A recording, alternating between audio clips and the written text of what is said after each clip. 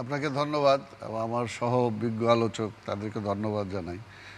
যখন কোনো উত্তর থাকে না তখনই ওইটা আল্লাহ করছে, তখন যখন কোনো উত্তর থাকে না তখন হাওয়া ভবন, তাই না? উত্তর না দিতে পারলে তো এটা বলে কাটানো।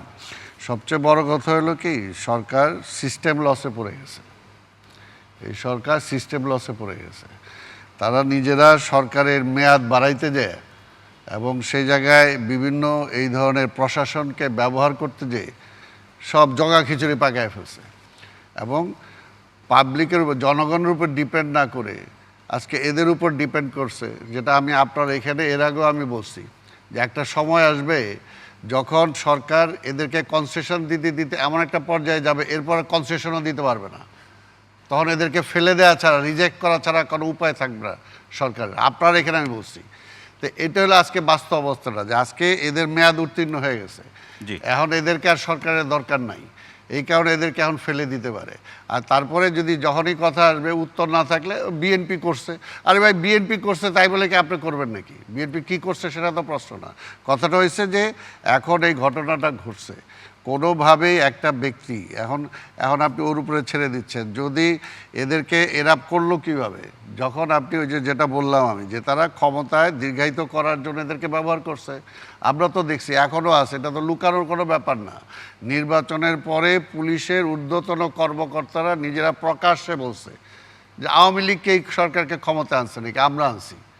তো তার কি কোনো ব্যবস্থা হয়েছে? কিন্তু সরকার তো বলছে তারা জনগণের আস্থায় অথবা সমর্থনের। আমি যেটা বলছি, আমি কি মিথ্যা কথা বলছি কিনা আপনি সেটি আমি বলছি না, আমি বলছি সেটি না না ও কি, তারা কি বলছে আমি যেটা বলছি আমি ওইটা বলতেছি, যে আওয়ামী লীগ যে সিনিয়র পুলিশের কর্মকর্তারা এটা বলছে। তারপরে এইখানে ওই বেনজু সাহেব ক্ষমতা থাকাকালীন কি বলছে, তারপরে আজিজ সাহেব কি বলছে, সেগুলো তো রেকর্ডেই আছে। তো বিষয়টা হলো যে তাদেরকে এখন মেয়াদ উত্তীর্ণ হয়ে যাওয়ার পরে এখন ছেড়ে দিতেছে।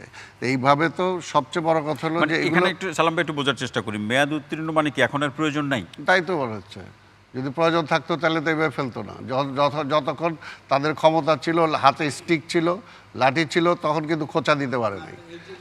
তাহলে যারা এখন ক্ষমতা আছে, অর্থাৎ যারা সেনাপ্রধান বা পুলিশ প্রধান আছে, তারাও কিন্তু মনে করবে যে আমার মেয়াদ শেষ হওয়ার পরে এই একই অবস্থা আমার হবে, করতে পারে। জি আব্দুল সালাম ভাই, আমি তো এটাই বলতেছি, এটা পরিষ্কার কথা। এই জন্য যে বলি যে আপনারা ব্যবহার হয়েন না, এই জন্য বলছি যে প্রশাসনে যারা আছেন আপনারা সরকারের, রাষ্ট্রের কর্মচারী, কোনো দলের না। কাজেই সময় ব্যবহৃত হয়েছে, আপনার সময় হয়েছে, আমাদের সময় না না ফিরোজ ভাই, কার সময় হয়েছে সময় দেখা দরকার না। আমরা সবাই সময় দেখা, আপনি যদি নীতিটা মানেন, আপনি যদি নীতি মানেন, একটা কনস্টিটিউশনটা মানেন, আপনি ক্ষমতা আছেন বলে কনস্টিটিউশন মানবেন না, আর আমার বেলায় আপনি কনস্টিটিউশন দেখাবেন, তাহলে তো হবে না।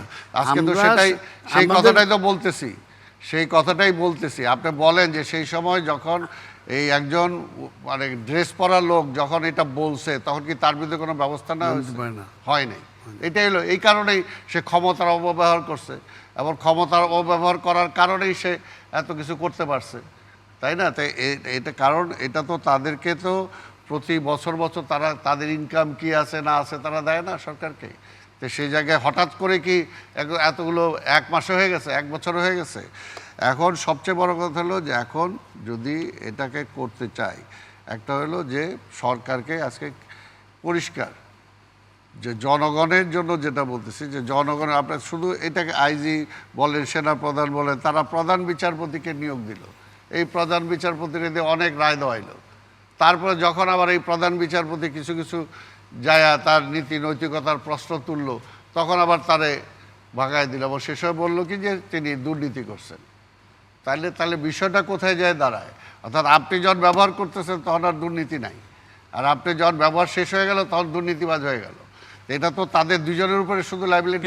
সেখানে একটা ভয় আছে না, সময়ের সাক্ষী বলে তো একটা কথা আছে। হ্যাঁ, সময়ের সাক্ষী, এই জন্য বললাম। তার মানে তাহলে ওরা সাক্ষী দেওয়া উচিত, তারাই এখন সাক্ষী দেওয়া উচিত যে তারা কিভাবে করছে, কার সহযোগিতায় করতে পারছে, বলা উচিত। তারা নিজেরা বাঁচার জন্য যদি তাদের সেই গার্ডসটা থাকে, বলা উচিত। কিন্তু এটা এখন না বললেও এক সময় বলবে, এটাও বলে গেলাম আজকে। এখন যদি নাও বলে, ওই যে বললাম যে এখন তো তারা হয়ে গেছে কি বলে, তাদের মেয়াদ উত্তীর্ণ হয়ে গেছে। এই আওয়ামী লীগ গভর্নমেন্টেরও যখন মেয়াদ উত্তীর্ণ হয়ে যাবে, তখন দেখবেন এর আবার অনেক কথা জি, বলবে। অসংখ্য ধন্যবাদ। যে না, আমার মুক্তিযোদ্ধা- না শেষ করতে দেন। এই যেটা হলো, এই যে আরো কিছু কিছু কথা ওনারা বলছে না, ওই যে এটা তো ঠিক, ওই যে আমার ওই বোন যেটা বললো যে চাল নিয়ে শুই, এটা তো ঠিকই, যে কে যে চাল নিয়ে আর কে যে শুই, এটা তো এটা জনগণ ডিসাইড করবে, তাই না? আজকে জনগণ এই কথাটা বলবে যে কে চাল নিয়ে আর কে শুই, কার আমলে আজকে ব্যাংকগুলো লোপাটে, যেটা ফিরোজ ভাই বইলেও ঝাড়ি দিয়ে বলেন না, গলাটা খুইলা ফিরোজ ভাই বলতে আরো বলতে পারে, কারণ উনি তো বলবো, ওই সেক্টরের সাথে আজকে জড়িত। জি। আজকে সালাম ভাই, আজকে- আরো আলোচনা শুনবো না, নিশ্চয়ই। না, আলোচনা এক না, পর্যায়ে আপনি সবকিছু বলবেন না, আরো আপনি পরবর্তী আমাকে পর্যায়ে তো সবার- আরো কথা বলবেন আপনি। আপনি সবার পরে আমাকে দিছেন এবং সময় আপনি কম দিতেছেন।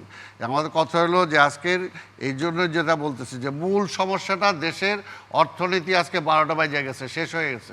আজকে ব্যাংক লুটেরাদেরকে ধরা হচ্ছে না। আজকে যে সমস্ত ব্যবসা প্রতিষ্ঠান আছে, বাজারে যারা, তারা শেষ হয়ে যাচ্ছে। গুটি কয়েক যারা আজকে ব্যবসায়ী আছে, তাদের হাতে সব চলে যাচ্ছে। এবং এটার জন্য দেশ যে একটা খারাপের দিকে যাচ্ছে, আজকে সেই অবস্থা নিয়ে চিন্তা করা অসংখ্য ধন্যবাদ আব্দুল সালাম ভাই, অসংখ্য ধন্যবাদ।